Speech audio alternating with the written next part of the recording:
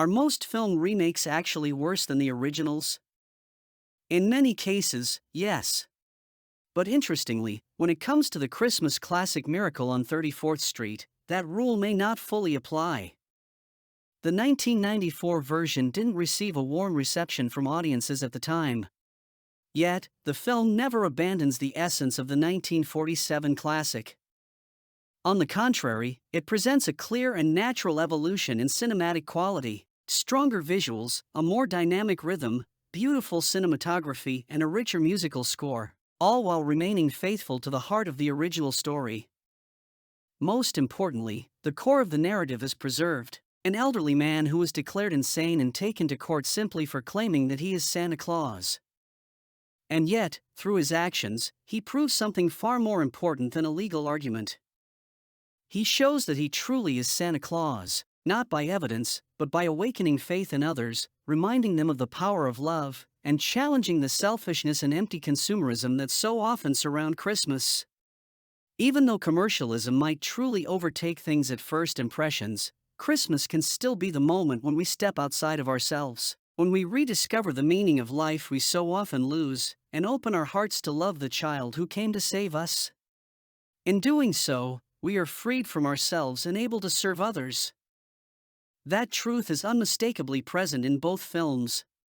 The difference, then, lies not in the message, but in the details, in subtle shifts, narrative choices, and changes in the rhythm of the story.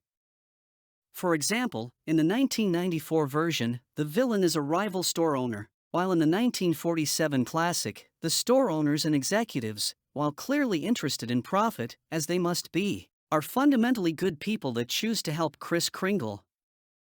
Interestingly, the employees working under the villain in the 1994 film actually reveal something deeply human, a natural desire to welcome others and to do good, even within a flawed system. In contrast, the true antagonist of the 1947 version is not driven by business rivalry, but by something far colder, the hardened conscience of a deeply unethical fake psychiatrist. He is almost a Scrooge-like figure, a man whose rigid heart and lack of mercy cause real suffering in the lives of others. At the same time, the role of the female protagonist, memorably played by the great Maureen O'Hara, is significantly reduced in the 1947 classic, since the story is spread across many other characters: the boy who suffers under the psychiatrist's cruelty, the store owner who appears far more prominently, and even secondary figures like the doctor from the retirement home. The remake, on the other hand, focuses much more intensely on the emotional journey of the mother and her daughter, having alongside them a successful lawyer, a genuinely good man, through whom the romance grows not out only of desire, but from the very essence of love itself, loving without expecting anything in return. It's important to recognize that the problem of consumerism taking over Christmas today may be even greater than it was more than 30 years ago, when the remake was released. More and more, Christmas drifts away from being a moment of reunion with the Christ child and becomes almost entirely about sales, discounts, and promotions. But it's a mistake to think this is something new. In truth, God Himself was born rejected, and He continues to be rejected throughout every age of human history, including our own. And no matter how much material wealth we produce, there will always be the poor among us. But often, the poorest are not those without a roof over their heads, but those who are spiritually impoverished, the rich who lose their own lives by clinging desperately to what they own.